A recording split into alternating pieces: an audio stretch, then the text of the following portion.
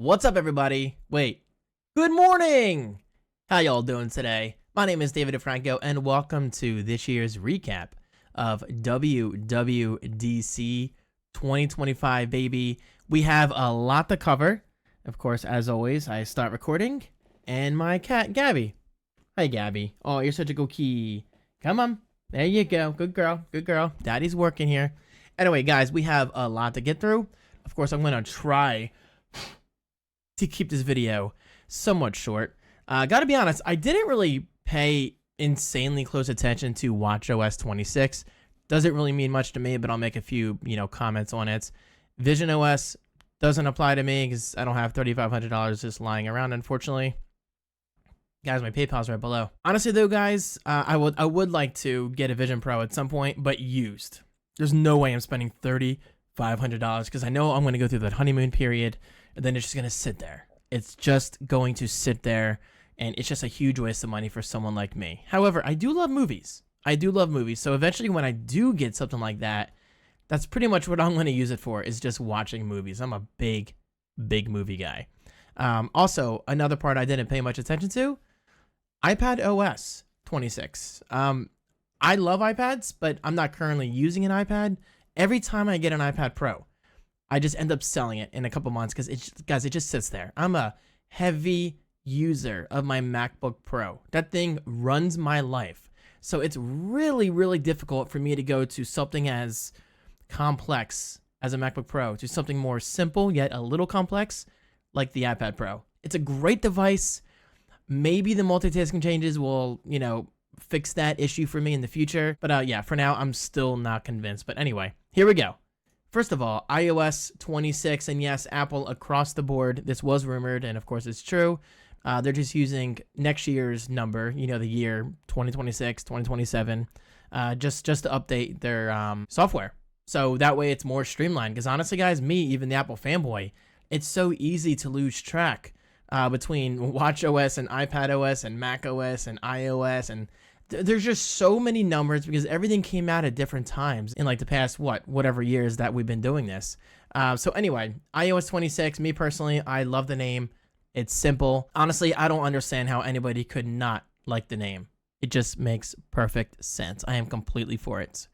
Okay, so I don't have any notes this time, but I would like to just look around and make comments on things that I think stand out. So first of all, a whole new element of delight. Okay, so they are talking about liquid glass. First of all, I love the name. Again, I don't understand how anybody could not like that name, much like iOS 26. Liquid glass just makes sense. And guys, me personally, I think this is absolutely beautiful. I've always been a big fan of glass UI. Now, this is not how it's going to look right here. I mean, yeah, it can look like that, but by default, it's going to be more of your typical colored home icons, but you have the choice of doing like a fully transparent glass design, which I think is amazing. So just picture that glass UI against your favorite wallpaper. Guys, there are going to be some absolutely beautiful home screens by the time fall 2025 rolls around. Okay, so scrolling down, effortlessly helpful every day. Live translation, it's not really important to me because I'm kind of a hermit crab. I live at home, work at home, sleep at home. I don't really get out too much.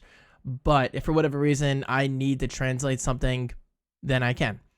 Do more with visual intelligence. Honestly, I think most people forget this even exists. But it is cool now and then, just to point your phone at something, take a picture of it. For example, I will demonstrate this live for you guys. Just hold down the camera control button, right? I was going to say, I don't know how much you're going to see because my green screen's on, so it's going right through. Look at that. That's funny. Anyway, I'm going to take a picture of this G Fuel can, right? And I'm going to see what it says for me. So, asking ChatGPT, and let's see how well this works. This is a can of G Fuel energy drink in the Berry Bomb flavor. G Fuel is known for its zero sugar formula and is popular among gamers. That's me. For its focus enhancing ingredients and vibrant, colorful packaging. That's funny. Focus enhancing. Shout out to my friend Logan. He also drinks G Fuel, but he sucks at Valorant. So I don't think that's working for him. I love you, Logan. Just kidding with you. Just kidding with you. Anyway, Genmoji. Does anybody use Genmoji? Me, I don't know. Honestly, I just keep forgetting it's there. It's just not overall that important to me. So this section right here doesn't really apply to me. I'm more of a visual person, like a UI and UX kind of guy. So me personally, like if they would have just rolled out Liquid Glass, that's probably enough to please me. I just love user interface design.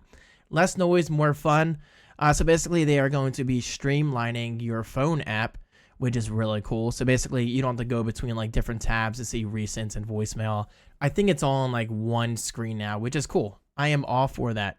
Step into your comfort zone on the spot. Maps understand your preferred routes, visited places. It's probably just like Wawa and Sheets. Automix. Shout out to my friend Danny. I was looking away when you sent this, so I didn't really get to see them demonstrate it. Guys, keep in mind, I was in the process of making tacos and talking back and forth with the group chat. We were just kind of doing like a live commentary kind of thing. Me, Danny, and everyone else. Shout out to my dude, Mark. Automix in Apple Music uses intelligence to seamlessly mix from one song to the next. Okay, interesting. See, I don't use Apple Music. I don't even really use Spotify anymore. If I'm listening to music, it's usually in my car via YouTube Music, which is okay. It does the job. But honestly, for the most part, if I'm listening to something in my car these days, it's a podcast. And if I'm not in my car, then I'm usually home playing video games, watching movies in the background, editing video. Like, I like music. I love music, but I'm not a big music app guy, if that makes sense. I'm more of a casual listener. But at the same time, I really, really do appreciate good music. Okay, so for example, like an amazing film score. I'm a big movie guy. I've made that clear. Like guys, I love soundtracks in video games as well. But I'm just not a big music app guy. I used to be. I'm just not so much anymore. New games app. So stay up to date with what's happening across all your games. Discover new ones. So yeah, that's cool. Not a big mobile gamer. I'm a huge gamer. I love gaming on my PC and now my Switch 2. Love that thing, baby. My Xbox Series S and X. But outside of that, I'm just not a big mobile gamer. I guess I'm in the minority. Like, I just don't play a lot of games on my phone. Years ago, I used to. But yeah, nowadays, I just prefer to sit down on my couch and play Xbox or Switch or whatever. Or even up here on my PC, play Valorant. And so much more. I feel like they could have showed more right here. They could have shown more, but that's okay. It's okay, guys. Again, this is enough for me. This is enough. Like the Glass UI, it looks beautiful. Like it looks really, really good. And of course, they're not going to stop there because they are taking this over to macOS Tahoe as well. Fresh-faced, timelessly Mac. So get the highlights. Again, a new design with Liquid Glass. Beautiful, delightful, and instantly familiar. Yo, they're taking away the menu bar, by the way. Look at this. They actually took away the menu bar. And I'm all for it. Now, I do think buried in the settings menu, if I know Apple well, I'm pretty sure there's going to be a setting to turn on the menu again. But me personally, the menu bar being completely gone, I'm all for that. I mean, they even said it in the event themselves.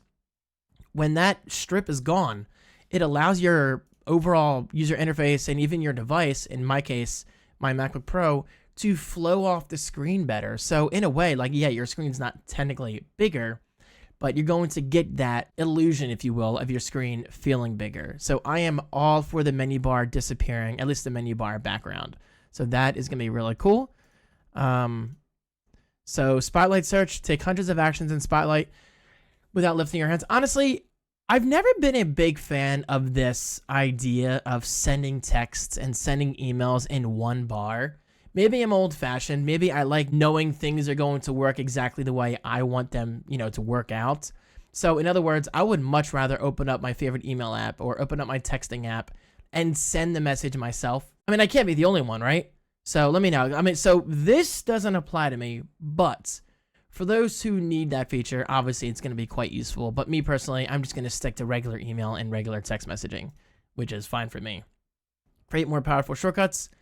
Gotta be honest, I never got into shortcuts too much. I mean, I use them now and then. And guys, I do consider myself a prosumer. For example, I do things on my Mac that a lot of people will never do. Like they don't know a ton of shortcuts. Like I know a ton of shortcuts, keyboard shortcuts.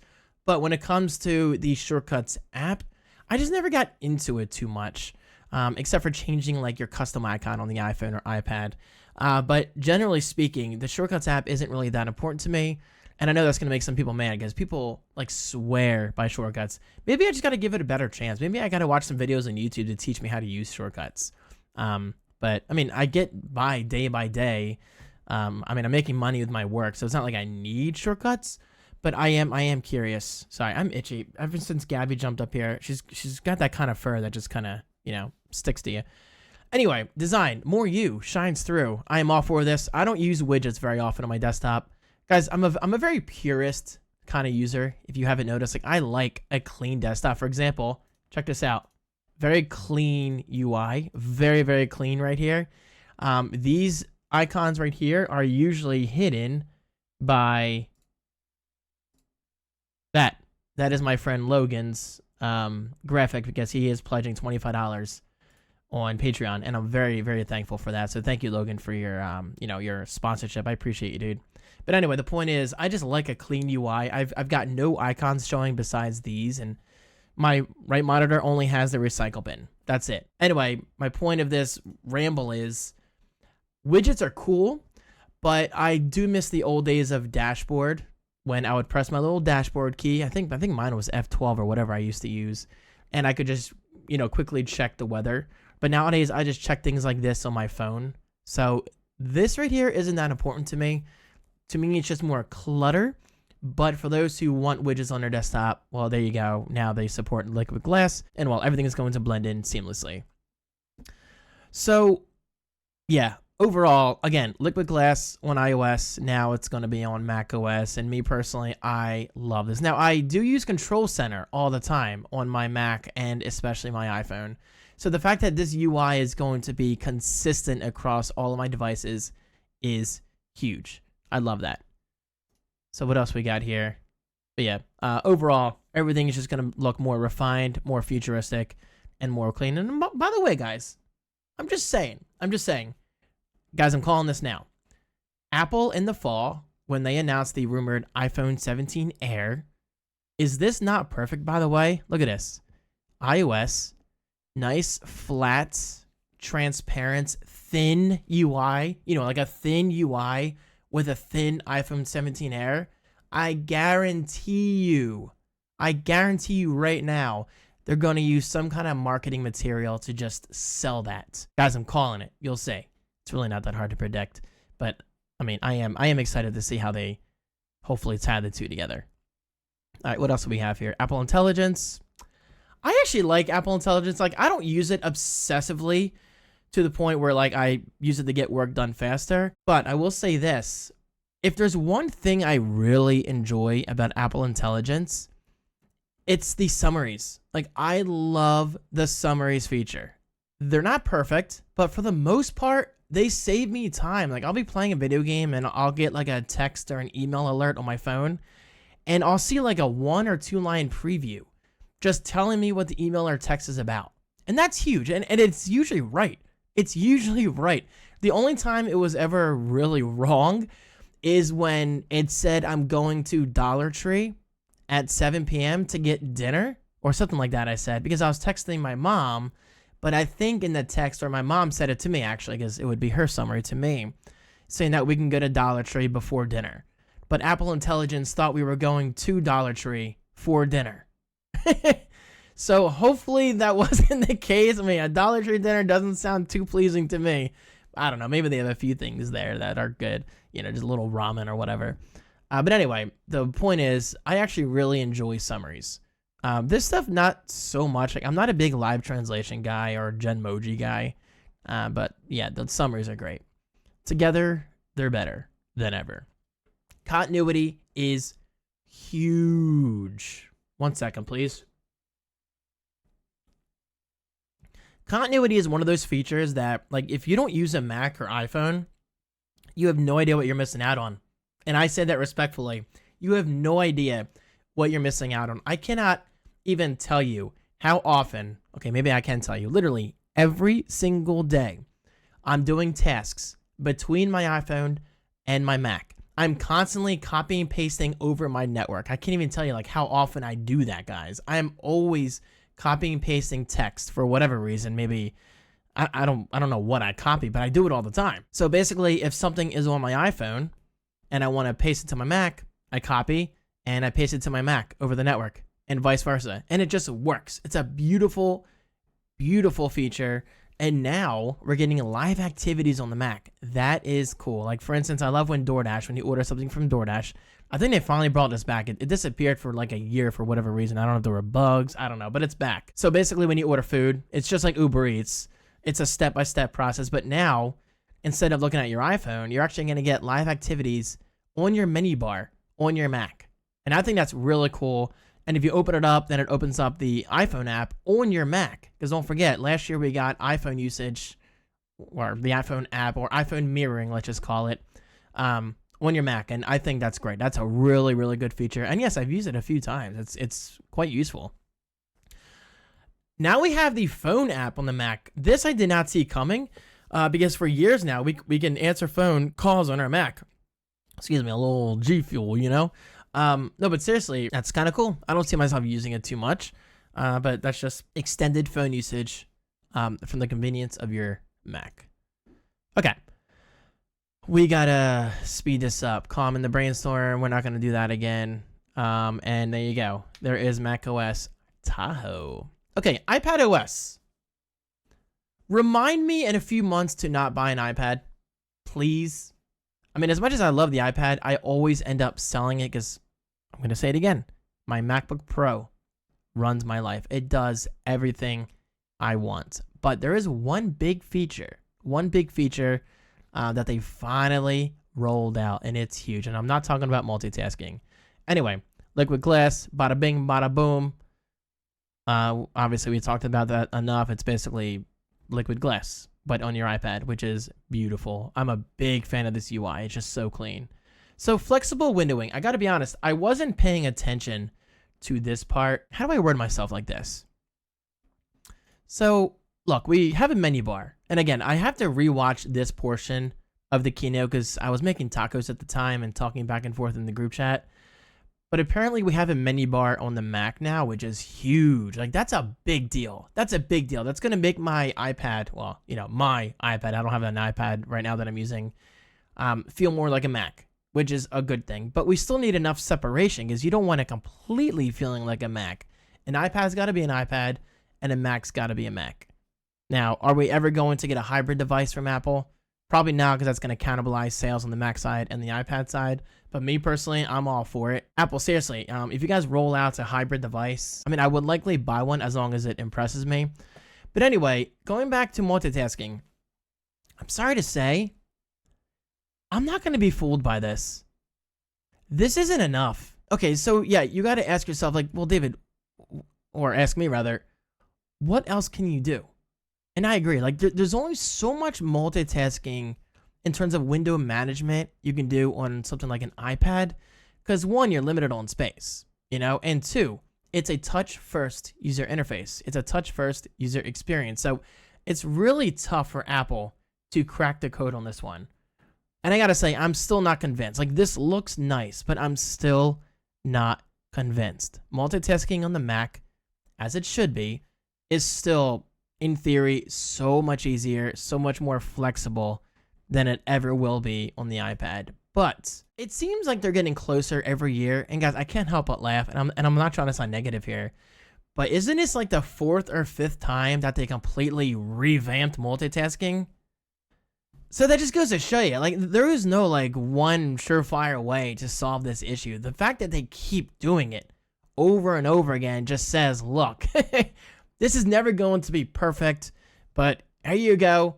We're going to try again. Hopefully you like it. But keep in mind, in 2 years, we're going to redo multitasking again, and it's going to be better than ever.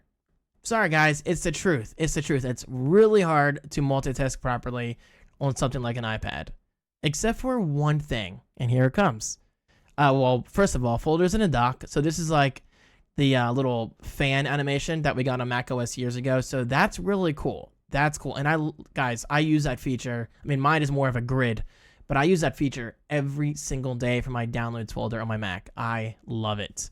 Supercharged Files app, which is always good. Preview comes to the iPad, which is cool because I use Preview all the time on the Mac. This right here, I loved my iPad Pro, but it blew my mind when I went to export my video and I went back to the home screen and the export either canceled or paused. I can't remember which one it was. And I was like, wait, what? So Apple, you're saying that I literally have to sit here and watch like my 20-minute video export right in front of my eyes in 2024 it was at the time. That blew my mind. And guys, this is coming from an Apple fanboy. But the fact that we finally have background tasks for larger files such as Final Cut Pro files, that is a game changer. Now, is this enough to convince me to buy an iPad? No. Can't say it. Guys, I'm going to say it again. My MacBook Pro does everything I need it to do. Now, obviously, you can't beat the convenience of the iPad. It's just one big, sheet of glass and touching and zooming and everything. That's cool. But this just isn't enough. However, this is really cool. Like, this is a huge step towards, just getting the iPad Pro even better. Big deal right there. Everyday tasks made easier. They're basically just copying and pasting from device to device, which is fine. It's not a laziness thing. They're just being consistent. Communication. I didn't even talk about the messages changes on iOS. So this is my chance because it's the same thing. So this is all cool. The thing that stands out to me the most is adding backgrounds to your conversations. And instantly what came to mind is WhatsApp. WhatsApp is kind of popular in the US, but it's not nearly as popular here as it is in other countries. For example, I know in the UK and worldwide, I think WhatsApp is insanely popular, but iMessage here is like the top messaging app on iOS by far. But anyway, I'm saying that because WhatsApp allows you to add backgrounds to any conversation, and now you can do it on iMessage, which is cool. Honestly, probably not going to use that often because, again, I'm a purist. I like that clean background. I can't tell you how many times I've seen a terrible looking WhatsApp chat. Guys, I'm just going to say this respectfully. There's a lot of people out there who lack taste in design. Like, people just putting colors against these noisy backgrounds, just clashing with each other. Just thank God they don't work in any kind of design department or whatever. And that's the last thing I'll say about that. And so much more. Okay, cool. Watch OS. This is the least exciting for me. I'm just not a big Apple Watch guy. I like my Apple Watch, but I'm not wearing it, so it's not really that important to me. Maybe one of these days I'll really get back into using my Apple Watch daily, but again, for me, it's not that important because I work from home, so I feel like I don't get out enough to actually, take advantage of all the walking features and fitness features. And I know that's no excuse. That's really no excuse. And trust me, I agree. I should get out more. I should take walks more. I should maybe work out more. But yeah, WatchOS. We're just gonna skim over that. And VisionOS. This is the most interesting one out of everything in terms of thinking about the future. Like, this is so cool. Look at this. This is really sweet. This is so awesome. Like, widgets being built into your space, like your wall. This is the kind of shit I love. Seriously. I love this so much. I just wish it wasn't $3,500. Like, guys, I would actually use a Vision Pro. I wouldn't use it like obsessively every day, but again, I would use it for movies. Like this. Well, that's spatial scenes, but I would also use it for photos as well. Like, this is definitely the coolest piece of technology, here we go, that Apple sells right now. I just wish it wasn't so freaking expensive. I am very excited, though. I think in a year, maybe, actually probably WWDC 26. I know that's a long ways away, it feels like. But honestly, it feels like we just had Dub last year. Guys, time is flying. Anyway, I think this time next year, mark my words, that we're going to get an announcement of an Apple Vision Pro Air. I don't think they would call it Air. Probably just call it Apple Vision Pro. The most, if you must know, the most I would spend on the Vision Pro is probably, this is still a lot of money, $2,000. I mean, that's, guys, that's a $1,500 decrease from the current price, and it's still a lot of money. But we'll see. We'll see. I just want this experience. I want it so badly. I'm going to go to eBay. Please don't judge my search history. I mean, it's not that bad, but everybody wants to switch. I know. I'm just seeing what I searched for. A bunch of gaming stuff. Look at that. iPad Pro 3rd Gen I saved a while ago.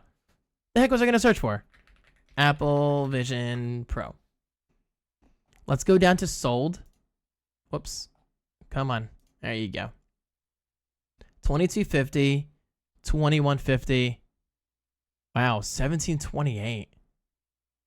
It is getting lower. $1,925.